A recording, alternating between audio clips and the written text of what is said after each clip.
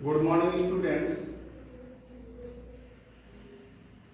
Today I am going to explain the second type of reaction of electrophilic aromatic substitution reaction. In the last class, I have already discussed nitration, reaction with nitric acid, but two types of reaction with nitric acid, with dilute nitric acid and with concentrate nitric acid. And already you know what happens when phenol react with dilute nitric acid. When phenol react with dilute nitric acid, ortho and para-nitrophenol is obtained, which can be easily separated by their steam distillation, and ortho-nitrophenol is more volatile in comparison to the para-nitrophenol, which is less volatile due to the hydrogen bonding.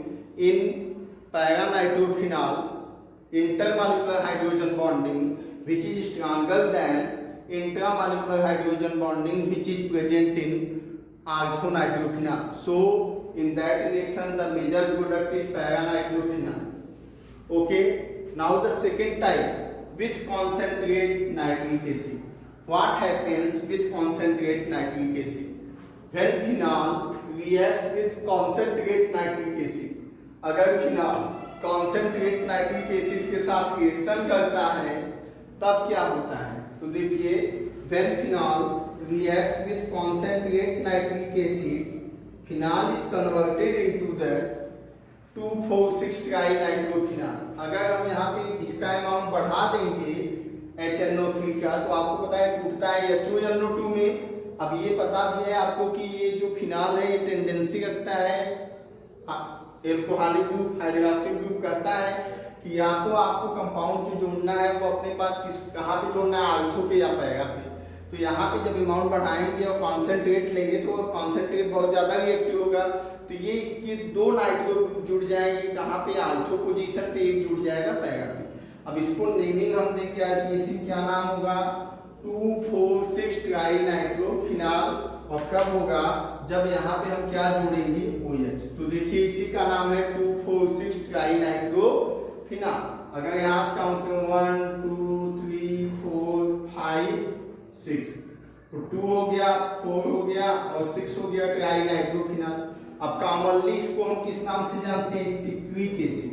पिक्विक acid या पिक्विक अम्ल इसी को बोलते हैं. ये हम बनाते हैं. तो what will you obtain when phenol react with concentrates nitric acid? तो आंसर होगा when phenol react with concentrate nitric acid, picric acid is obtain 2,4,6 trinitrophenol. Okay, but nowadays the formation of picric acid is more amount needed in the formation of different types of medicine. So picric acid is obtained by the phenol. First reaction with phenol sulfuric acid, then with concentrate nitric acid. Phenol से इस समय पिक्विक acid बनाने के लिए क्या किया जाता है? ज़्यादा अमाउंट में पहले सल्फ्यूरिक एसिड के साथ रिएक्शन कराया जाता है फिनॉल का, फिर उसके बाद क्या होता है? नाइट्रिक एसिड के साथ रिएक्शन करता है. क्योंकि सल्फ्यूरिक एसिड जब रिएक्शन कर लेता है फिनॉल से तो इसकी एक्टिविटी को बढ़ा देता है फिनॉल की, और वही फिनॉल तेजी से रिएक्शन करके ज़्यादा अमाउंट में क्या बनाता है? 2,4,6 ट्राइनाइट्रोफिनॉल. लेकिन ये जो मेथड हमने लिखा है, ये वाले मेथड से हमें जो पिक्विक एसिड मिलता है इसका जो अमाउंट होता है बहुत कम मिलता है, मतलब पुअर यील्ड होता है, बहुत कम अमाउंट में हमें प्राप्त होता है. Okay,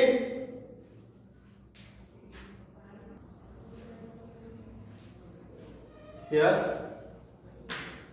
phenol reacts with first concentrate sulfuric acid. Phenol react with first concentrate sulfuric acid, and you know that this concentrate sulfuric get into HOSO3s. HOSO3s, इतना माइनस, ये आपका प्लस. अब ये आपका डिटैच होगा तो H2O निकल जाएगा और ये दो पोजीशन पे जुड़ेगा, 2 and 4, that is second position and fourth position, means both alpha position.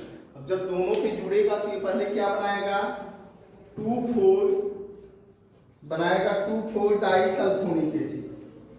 क्या बनाएगा, 2,4 डाइसल्फोनिक एसिड।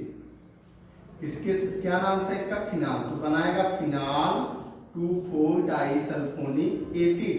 अब जब ये फिनाल 2,4 डाइसल्फोनिक एसिड बन गया तो इसकी रिएक्टिविटी बढ़ जाएगी।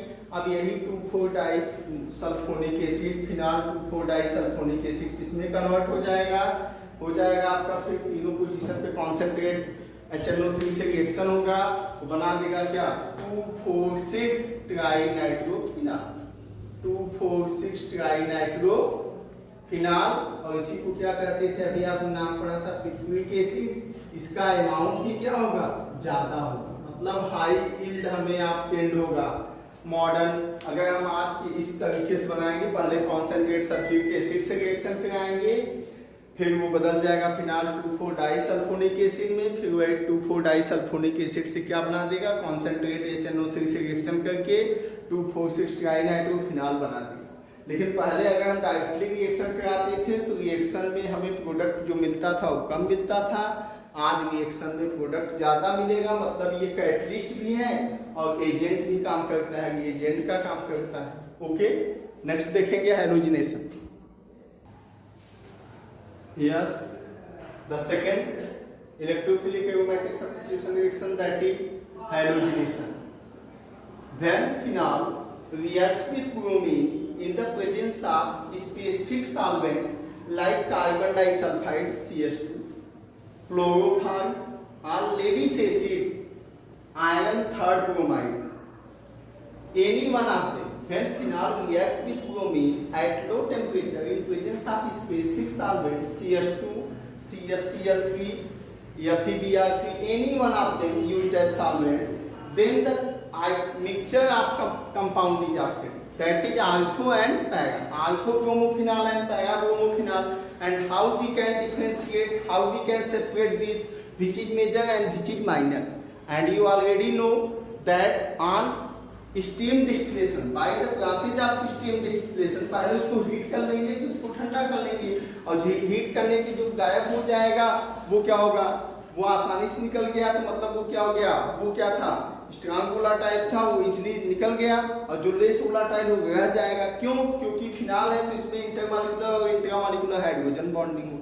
तो आप जानते हैं, बताया था पैरा जो प्रोडक्ट होते हैं जैसे पैरा ब्रोमोफिनाल, तो इसमें इंटरमॉलिक्यूलर हाइड्रोजन बॉन्डिंग होगी, और इसमें क्या होगा, आल्थो में क्या होगा, इंट्रा होगा। तो जिसमें इंट्रा होगा वो वीक होगा, तो इसको हीट करने पे, कम अमाउंट में हीट करने बॉइलिंग पॉइंट पे ये निकल जाएगा, वाष्प के रूप में निकल जाएगा, जो बचेगा वो क्या होगा, पैरा बचेगा।